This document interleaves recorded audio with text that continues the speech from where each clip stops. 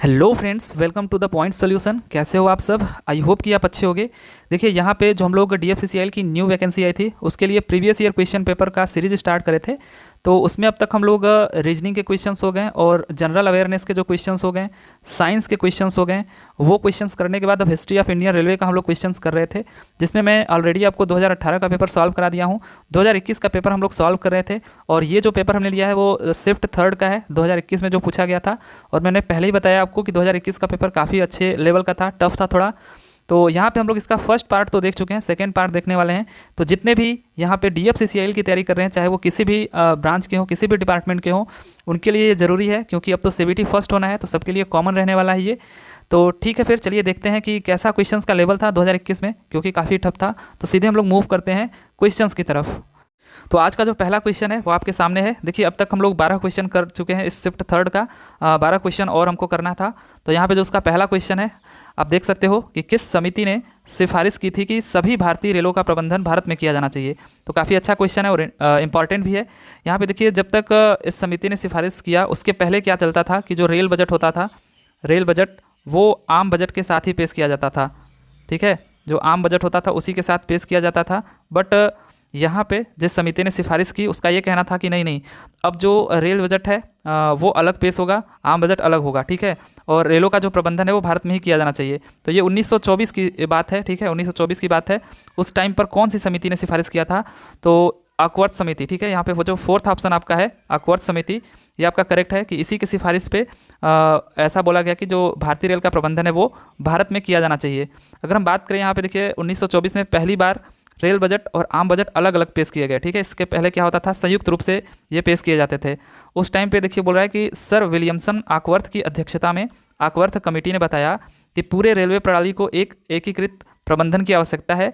इसलिए समिति की सिफारिश पर सरकार ने हर वर्ष आम बजट से रेल बजट को अलग से पेश करना शुरू कर दिया। उस समय रेल बजट आम बजट का कितना 84% हुआ करता था। ठीक है, 84% केवल रेल बजट ही हुआ करता था आम बजट का। देखिए, उसके बाद क्या हुआ कि 25 फरवरी 2016, जैसा कि पहले भी क्वेश्चन आया था, इंपॉर्टेंट है, सुरेश प्रभु क्या थे? रेलवे मिनिस्टर थे। और उस टाइम पे मतलब तब से लेकर के 25 फरवरी 2016 तक संसद में अलग अलग रेल बजट पेश होता था। और सुरेश प्रभु जो थे वो अंतिम रेल मंत्री बने जिन्होंने अलग से रेल बजट पेश किया। लेकिन उसके बाद 1 फरवरी 2017 को जब वित्त मंत्री अरुण जेटली हुए, तो ये जो आम बजट और रेल बजट था दोनों संयुक्त रूप से एक साथ पेश होने लगे। ठीक है, तो अब जो आप देखोगे कि रेल बजट पेश होता है वो आम बजट के साथ ही पेश होता है और वित्त मंत्री ही उसको पेश करते हैं। तो ये कुछ जानकारी रही, काफ़ी अच्छा क्वेश्चन था ये। अगला क्वेश्चन देखते हैं। अगला जो क्वेश्चन है हमारा, J&C वाकर भारतीय रेलवे का पहला नक्शा बनाने वाली फर्म किस कंपनी के आधिकारिक मानचित्रकार थे?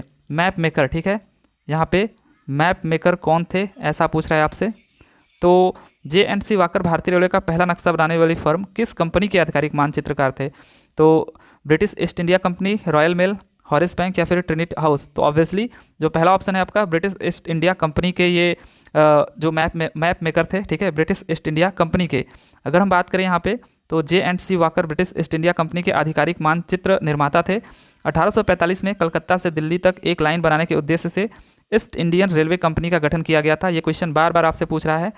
एक अनुभवी रेलवे इंजीनियर स्टीफेंसन को कंपनी के पहले प्रबंध निदेशक के रूप में चुना गया था। ठीक है, और इन्होंने ही एक टर्नबुल नाम के इंजीनियर को नियुक्त किया था। ठीक है, और जो कि भारत के पहले रेलवे इंजीनियर कहलाए थे।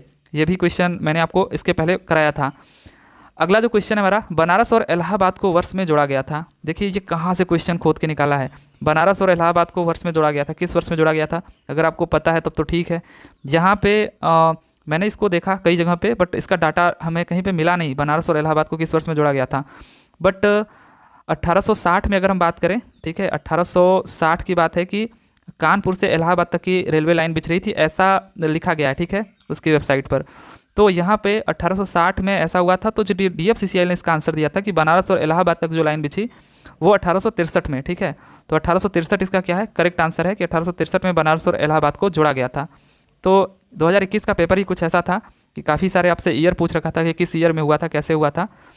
तो बढ़ जाते हैं हम लोग अगले क्वेश्चन पे। अगला क्वेश्चन है हमारा, डैश से पालनपुर तक फीडर रूट मौजूदा रेलवे लाइन के दोहरीकरण कार्यों का हिस्सा है। तो कहाँ से पालनपुर तक फीडर रूट मौजूदा रेलवे लाइन दोहरीकरण कार्यों का हिस्सा है? Visakhapatnam port, Mundra port, Kochi port या फिर जवाहरलाल नेहरू पोर्ट। तो ये आपका जो करेक्ट आंसर है, कहाँ से पालनपुर तक, तो सेकंड ऑप्शन मुंद्रा पोर्ट, ठीक है, मुंद्रा पोर्ट से। अडानी भाई का ये पोर्ट है, ठीक है, अडानी भाई काफ़ी चर्चे में है। तो अडानी भाई की जो कंपनी है मुंद्रा पोर्ट, यहाँ से पालनपुर तक फीडर रूट मौजूदा रेलवे लाइन के दोहरीकरण कार्यों का हिस्सा है, राइट। क्वेश्चन देख लेते हैं। पांचवा जो क्वेश्चन है कि वासिंद आसन गांव को खोला गया था। तो यहाँ पे भी देखिए आपसे एक हिस्ट्री का काफ़ी डीप से क्वेश्चन पूछा गया है कि वासिंद आसन गांव रेलवे को कब खोला गया था। तो पता नहीं कहाँ से हिस्ट्री से खोद खोद के क्वेश्चन पूछा जा रहा है। तो ये आपका खोला गया था 1860 ईस्वी में, ठीक है। फोर्थ ऑप्शन यहाँ पे आपका क्या है, करेक्ट है, जो DFCCIL ने दिया था। यहाँ पे अगर हम बात करें, वासिंद आसन गांव खंड 1860 में खोला गया था। यह खंड मध्य रेलवे के अंतर्गत आता है। वासिंद मुंबई उपनगरीय रेलवे नेटवर्क की सेंट्रल लाइन पर एक रेलवे स्टेशन है, ठीक है। कहाँ पे है ये, सेंट्रल लाइन पर, और ये सेंट्रल रेलवे के अंतर्गत आता है। जो वासिंद आसन गांव खंड है ये 1860 में खोला गया था, सेंट्रल रेलवे के अंतर्गत आता है। और ये जो वासिंद है ये मुंबई उपनगरीय रेलवे नेटवर्क की सेंट्रल लाइन पर एक रेलवे स्टेशन है। और जो आसन गांव है वो भी मुंबई उपनगरीय रेलवे नेटवर्क की सेंट्रल लाइन पर ही एक रेलवे स्टेशन है। तो ये आपको इससे रिलेटेड कुछ जानकारियाँ हैं। देखिए जितने भी ईयर हैं, ईयर से रिलेटेड क्वेश्चन है, मैं आपको एक PDF दे दूंगा या फिर मैं खुद अपने हाथ से एक नोट्स तैयार कर दूंगा जिसमें किस ईयर में क्या क्या हुआ था वो आपको गिवन होगा, ठीक है। तो ठीक है, अगला क्वेश्चन देख लेते हैं। यहाँ पे डैश और डैश के बीच भारतीय विनिर्माण उत्पादन में प्रतिवर्ष 5.6% की वृद्धि हुई थी। तो आप देख सकते हो लेवल, यहाँ पे देखिए आप क्वेश्चंस का क्या है। यहाँ पे आपसे पूछा जा रहा है कि बताइए किस ईयर से और किस ईयर के बीच भारतीय विनिर्माण उत्पादन में प्रतिवर्ष 5.6% की वृद्धि हुई थी। जो इंडियन मैन्युफैक्चरिंग आउटपुट है उसकी बात कर रहा है, ठीक है, जो इंडियन मैन्युफैक्चरिंग आउटपुट है यहाँ पे उसकी बात कर रहा है, कितने परसेंट से ग्रू अप हुई थी। तो ये तो बता दिया है कि 5.6% की वृद्धि हुई थी, बट किस साल में ये वृद्धि हुई थी ये पूछा जा रहा है। ऑप्शन से आप देख के पता लगा सकते हो कि कितने पुराने हमको डेटा पूछे जा रहे हैं। तो 1890 से 1915 या 1891 से 1895, 1917 से 1940 या फिर 1913 से 1938। तो यहाँ पे जो आपका करेक्ट आंसर है 1913 से 1938 के बीच भारतीय विनिर्माण उत्पादन में प्रतिवर्ष 5.6% की ग्रू अप हुई थी। अगर हम बात करें यहाँ पे तो देखिए यहाँ पे 1913 से 38 के बीच में 5.6% की वृद्धि हुई थी। यह क्यों पूछा गया था, क्योंकि यह जो वृद्धि थी ना ये विश्व के औसत से, जो विश्व का औसत देखा गया उससे भी 3.3% से काफ़ी आगे था, मतलब 3.3% से भी काफ़ी आगे था। इस वजह से ऐसा पूछा गया था क्योंकि ये पहली बार ऐसा हुआ था कि 3.3% से भी काफ़ी आगे था यहाँ पे जो इंडियन मैन्युफैक्चरिंग आउटपुट है, राइट। और अगर हम बात करें यहाँ पे अब तक जो डेटा आया है तो 2021 तक का अपडेट अभी तक मेरे पास था जो मैंने इसकी वेबसाइट पर देखा। तो उसके हिसाब से अगर हम बात करें 2017 की देखिए तो यहाँ पे टोटल जो मैन्युफैक्चरिंग आउटपुट था 2018 का 2017 के कंपैरिजन में 1.01% का इंक्रीमेंट यहाँ पे देखने को मिला था। टोटल 402.24 बिलियन डॉलर, मतलब अरब डॉलर इसको कह सकते हो आप हिंदी में, अरब डॉलर, ठीक है, इतना था यहाँ पे इंडियन मैन्युफैक्चरिंग आउटपुट फॉर 2018। और अगर हम बात करें 2019 का कितना था तो 381.51 बिलियन डॉलर आप देख सकते हो। और यहाँ पे 5.15% का डिक्लाइन हुआ था, ठीक है, 402 से सीधे चला गया 381 पे। तो 5% का यहाँ पे गिरावट आपको देखने को मिला था 2018 के कंपैरिजन में। और अगर आप बात करोगे 2020 की तो ये 365 पे चला आया, यहाँ पे भी 4.32% का डिक्लाइन हुआ, 4.32% की गिरावट आई 2019 के कंपैरिजन में। और 2021 तक का डेटा अभी तक था जिसमें आप देखोगे कि काफ़ी लंबा उछाल यहाँ पे देखने को मिला, 443.91 बिलियन डॉलर यहाँ पे। तो 21.61% का इंक्रीमेंट 2020 के कंपैरिजन में आपको देखने को मिलेगा। तो ये इससे रिलेटेड कुछ डाटा है, हो सकता है आपके काम आए, तो आप इनको नोट जरूर कर लें। अगला जो क्वेश्चन है यहाँ पे 7वां क्वेश्चन कि DFCCIL की पूंजी संरचना का ऋण क्षमता अनुपात क्या होगा या होगा। तो ये क्वेश्चन आपसे पहले भी देखिए इसी पेपर में पूछ चुका है, लेकिन वहाँ पे पूछा था क्या है। तो उस टाइम पे मतलब कि 2021 की बात कर रहा है, उस टाइम पे आपका 2:1 था, लेकिन उसके अगले साल का ये शायद पूछ रहा है क्योंकि यहाँ पे आपको डेटा जो है वो डेटा जो पूछा है यहाँ पे अच्छे से पूछा नहीं गया कि किस ईयर का पूछ रहा है कि कौन से साल में। तो यहाँ पे जो DFCCIL ने इसका आंसर दिया था कि ये 3:1 होगा, ठीक है, इसका अनुपात जो होगा 3:1 होगा। जो मैंने आपको बताया था जो ऋण क्षमता अनुपात होता है कि DFCCIL कितनी अपनी कमाई कर रही है, DFCCIL जो अपनी कमाई करके अपने ऊपर इन्वेस्ट कर रही है और इसको जिसका समर्थन प्राप्त है, ठीक है, उसकी बात यहाँ पे हो रही है। और किसका किसका समर्थन प्राप्त है ये भी मैं आपको बता देता हूँ। देखिए DFCCIL की पूंजी संरचना में 3:1 का ऋण क्षमता अनुपात होगा। परियोजना की लागत देखिए DFC को द्विपक्षीय बहुपक्षीय एजेंसियों से ऋण और रेल मंत्रालय से समता के संयोजन द्वारा वित्त पोषित किया जाएगा। अगर हम बात करें पूर्वी DFC की, यहाँ पे पूर्वी डीएफसी को वर्ल्ड बैंक द्वारा वित्त पोषित किया जा रहा है, ठीक है। जबकि जो पश्चिमी डीएफसी है हमारा, वेस्टर्न डीएफसी, उसको जापान अंतर्राष्ट्रीय सहयोग एजेंसी JICA द्वारा वित्त पोषित किया जा रहा है, ठीक है। JICA, जापान अंतर्राष्ट्रीय सहयोग एजेंसी, तो इसके द्वारा इसको वित्त पोषित किया जा रहा है, किसको? वेस्टर्न को, ठीक है, वेस्टर्न डीएफसी को। और अगर हम बात करें यहाँ पे ईस्टर्न डीएफसी की, EDFC की, तो इसको कौन कर रहा है? वर्ल्ड बैंक कर रहा है। तो ये आपको याद रखना है, काफ़ी इंपॉर्टेंट डाटा है, ये आपसे पूछ सकता है इस बार। अगला क्वेश्चन देखते हैं। अगला जो क्वेश्चन है हमारा, Indian Railway Institute of Civil Engineering स्थित है। ये क्वेश्चन देखिए आपसे पूछा था पिछले पेपर में कि इलेक्ट्रिकल इंजीनियरिंग का पूछा था कहाँ पे स्थित है, ठीक है, इलेक्ट्रिकल इंजीनियरिंग का। लेकिन यहाँ पे अब की बार सिविल इंजीनियरिंग का पूछ रहा है कि इंडियन रेलवे इंस्टीट्यूट कहाँ पे स्थित है। तो पुणे, पटना, दिल्ली, लखनऊ, तो ये पुणे में स्थित है, ठीक है। तो यहाँ पे फर्स्ट ऑप्शन आपका क्या है? करेक्ट है। इलेक्ट्रिकल वाला कहाँ पे है? नासिक में है, ठीक है, नासिक में इलेक्ट्रिकल वाला है। तो यहाँ पे कुछ हैं संस्थान और उनके स्थान। तो भारतीय रेलवे की राष्ट्रीय अकादमी जो है वो कहाँ पे है? देखिए वडोदरा में, ये पूछ चुका है आपको।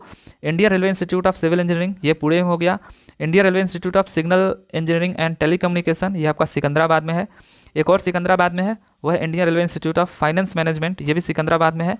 उसके बाद अगर हम बात करें Indian Railway Institute of electrical engineering, ये आपका नासिक में है।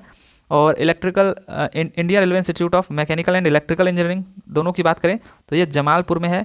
और Indian Railway Institute of transport management, ये आपका लखनऊ में है, राइट। तो ये इससे रिलेटेड कुछ डाटा हैं, आई होप कि आपको इससे हेल्प मिलेगा। तो ये सब चीज़ें आप नोट करते जाओ, बिना नोट किए आपको नोट्स तो देखिए बनाना ही पड़ेगा, अदरवाइज़ यहाँ पे आप काफ़ी सारी चीज़ें भूल जाओगे।